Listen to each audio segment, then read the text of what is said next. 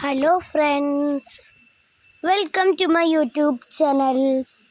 അപ്പോൾ ഇന്നത്തെ വീഡിയോയിൽ നമ്മൾ നോക്കുന്നത് ഹിരോഷിമ നാഗസാക്കി ദിന ക്വിസാണ് കേട്ടോ. അപ്പോൾ ആ ക്വിസ് ഓഗസ്റ്റ് 6-നാണ് നിങ്ങളുടെ സ്കൂളുകളിൽ നടക്കുക. അപ്പം നമ്മൾ പരിചയപ്പെടാൻ പോകുന്നത് അതുമായി ബന്ധപ്പെട്ട 40-ലേറെ ചോദ്യങ്ങളാണ് കേട്ടോ. അപ്പം നിങ്ങൾ എൻ്റെ ചാനൽ ആദ്യമായിട്ടാണ് കാണുന്നതെങ്കിൽ ഇപ്പോൾ തന്നെ ലൈക്ക് ചെയ്യുക, പിന്നെ നിങ്ങളുടെ കൂട്ടുകാർക്കൊക്കെ ഷെയർ ചെയ്യുക കേട്ടോ. അപ്പോൾ നമ്മുടെ ചാനലിൽ ചാന്ദ്രദിന ക്യൂസ്, വായനാ ദിന ക്യൂസ്, ബഷീർ ദിന ക്യൂസ്, അങ്ങനെ എല്ലാ ക്യൂസിൻ്റെയും വീഡിയോസ് അപ്ലോഡ് ചെയ്യുന്നതായിരിക്കും. അപ്പോൾ നിങ്ങളെല്ലാവരും അതെല്ലാം കണ്ട് നന്നായി പഠിക്കുക. അപ്പോൾ നമ്മളുടെ ഈ വീഡിയോയിൽ ഒരു ബോണസ് ക്വസ്റ്റ്യൻ നമ്മൾ ഇട്ടിട്ടുണ്ട്. അപ്പോൾ ബോണസ് ക്വസ്റ്റ്യൻ എന്താണെന്ന് അറിയാത്തവർക്കായി ബോണസ് ക്വസ്റ്റ്യൻ ഞാൻ തരുന്ന ഒരു ചോദ്യമാണ്. അതിൻ്റെ ഉത്തരം നിങ്ങൾ കമൻറ്റ് ബോക്സിൽ രേഖപ്പെടുത്തണം കേട്ടോ. കമൻറ്റ് ബോക്സിൽ രേഖപ്പെടുത്തുന്നവരുടെ പേര് ഞാൻ അടുത്ത മറ്റൊരു വീഡിയോയിൽ പറയുന്നതായിരിക്കും. അപ്പോൾ നമുക്ക് എന്തായാലും ചോദ്യങ്ങളിലേക്ക് കടക്കാം. ചോദ്യം 1.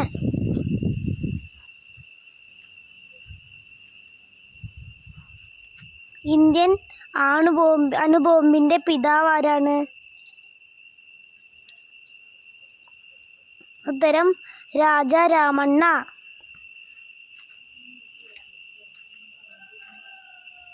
ലോകത്ത് ആദ്യമായി അണുബോംബ് ഉപയോഗിച്ച യുദ്ധം ഏതാണ്? ഉത്തരം രണ്ടാം ലോക മഹായുദ്ധം.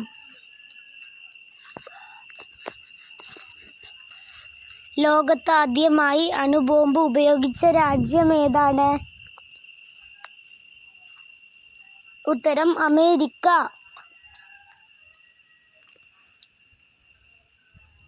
ഹിരോഷിമ നഗരത്തിൽ അണുബോംബ് വർഷിക്കപ്പെട്ടത് ഏതു വർഷമാണ്? ഉത്തരം 1945 ഓഗസ്റ്റ് 6-ന്. ഹിരോഷിമയിൽ ഉപയോഗിച്ച അണുബോംബിൻ്റെ പേരെന്താണ്? ഉത്തരം ലിറ്റിൽ ബോയ്സ്.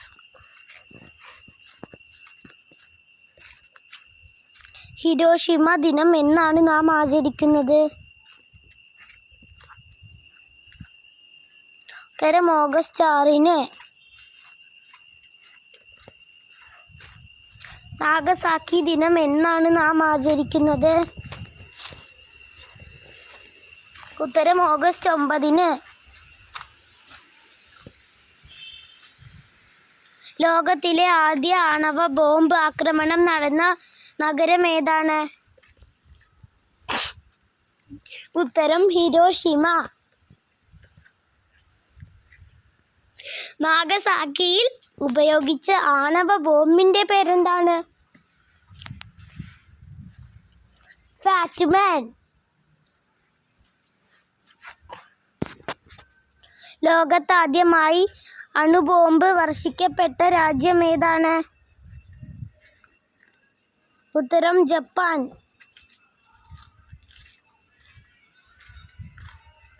ജപ്പാനിലെ ഏതൊക്കെ നഗരങ്ങളിലാണ് അമേരിക്ക അണുബോംബ് വർഷിച്ചത്? ഉത്തരം ഹിരോഷിമ, നാഗസാക്കി എന്നീ നഗരങ്ങളിൽ.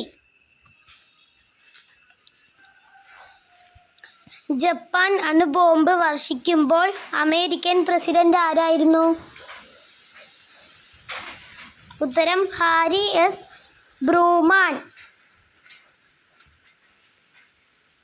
ബോംബ് ആക്രമണത്തിന് ശേഷം ഹിരോഷിമ സന്ദർശിക്കുന്ന ആദ്യത്തെ അമേരിക്ക പ്രസിഡന്റ് ആരാണ്? ഉത്തരം ബറാക് ഒബാമ. ലിറ്റിൽ ബോയ്സ് എന്ന അണുബോംബിൻ്റെ ഭാരം എത്രയാണ്? ഉത്തരം 4400 കിലോഗ്രാം. ലോകത്തിലെ ആദ്യ അണുബോംബ് പരീക്ഷണം നടന്നത് എപ്പോഴാണ്? ഉത്തരം 1945 ജൂലൈ 16-ന്. ലോകത്തിലെ ആദ്യ അണുബോംബ് പരീക്ഷണത്തിന് എന്ത് പേരാണ് നൽകിയിരുന്നത്? ഉത്തരം ട്രിനിറ്റി.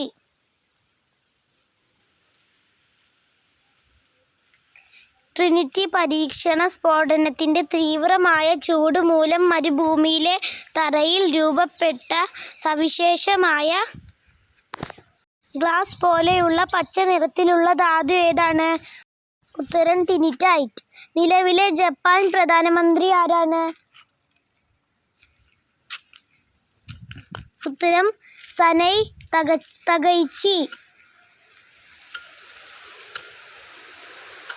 രണ്ടാം ലോക മഹായുദ്ധകാലത്ത് ജപ്പാൻ ഭരണാധികാരി ആരായിരുന്നു? ഉത്തരം ഹിരോഹിതോ ചക്രവർത്തി.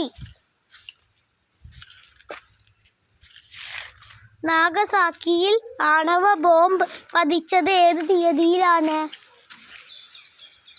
ഉത്തരം 1945 ഓഗസ്റ്റ് 9.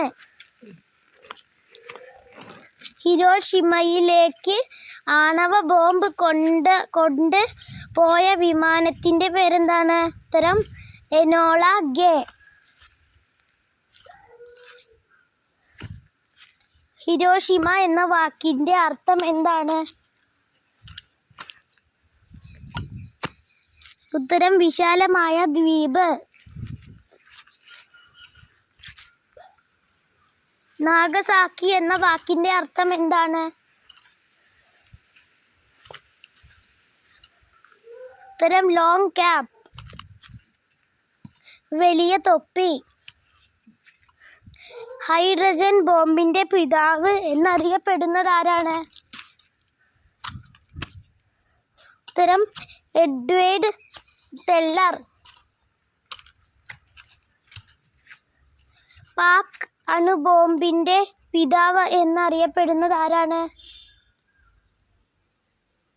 ഉത്തരം അബ്ദുൽ ഖാദിർ ഖാൻ എ.ക്യു. ഖാൻ. ലിറ്റിൽ ബോയുടെ നീളം എത്രയാണ്?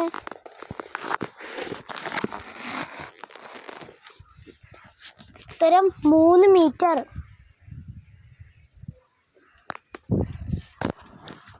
ഫാറ്റ്മാന്റെ ഭാരം എത്രയാണ്? ഉത്തരം 4670 കിലോഗ്രാം. ഫാറ്റ്മാന്റെ നീളം എത്രയാണ്? ഉത്തരം 3.3 മീറ്റർ.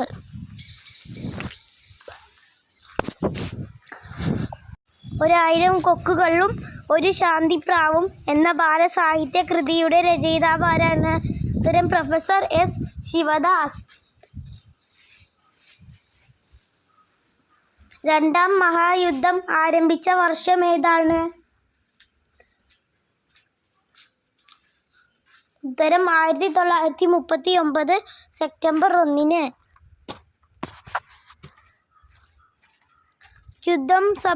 യുദ്ധം സമാധാനവും എന്ന പ്രശസ്ത കൃതിയുടെ രചയിതാവ് ആരാണ്? ഉത്തരം ലിയോ ടോൾസ്റ്റോയ്.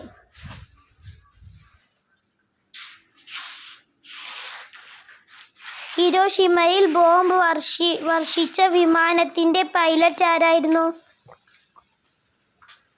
ഉത്തരം പോൾ ഡബ്ല്യു ഡിബേറ്റ്. നാഗസാക്കിയിൽ ബോംബ് വർഷിച്ച വിമാനത്തിന്റെ പേരെന്താണ്? ഉത്തരം ബോസ്കർ. നാഗസാക്കിയിൽ ബോംബ് വർഷിച്ച വിമാനത്തിന്റെ പൈലറ്റ് ആരായിരുന്നു? ഉത്തരം ക്യാപ്റ്റൻ മേജർ സ്വിനി. അപ്പോൾ ഫ്രണ്ട്സ്, നിങ്ങൾ എൻ്റെ ചാനൽ ഇതുവരെ സബ്സ്ക്രൈബ് ചെയ്യാതെയാണ് കാണുന്നതെങ്കിൽ ഇപ്പോൾ തന്നെ സബ്സ്ക്രൈബ് ചെയ്യുക. പിന്നെ അടുത്തുള്ള ബെൽ ബട്ടൺ കൂടി അമർത്തുക. അപ്പോൾ നമുക്ക് അടുത്ത ചോദ്യത്തിലേക്ക് കടക്കാം. ഹിരോഷിമ ബോംബ് നിർമ്മിക്കാൻ ഏത് ആണവ വസ്തുവാണ് ഉപയോഗിച്ചത്? ഉത്തരം യുറേനിയം 235. ഹിരോഷിമയിൽ അണുബോംബ് പ്രയോഗിച്ചത് ഏത് സമയത്താണ്? ഉത്തരം രാവിലെ 8:15.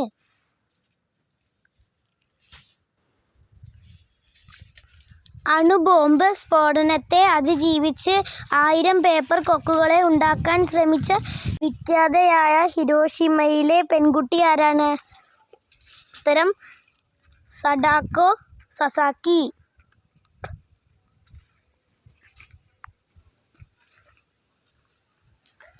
അണുബോംബ് ആക്രമണത്തെ അതിജീവിച്ചവരെ ജാപ്പനീസ് ഭാഷയിൽ വിളിക്കുന്ന പേരെന്താണ്? ഉത്തരം ഹിബക്കുഷ.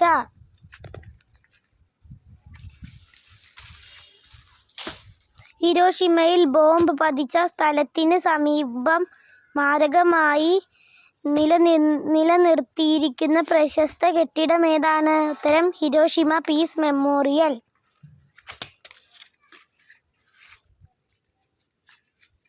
ഫാറ്റ്മാൻ ബോംബിൽ ഉപയോഗിച്ച റേഡിയോ ആക്റ്റീവ് മൂലകം ഏതാണ്?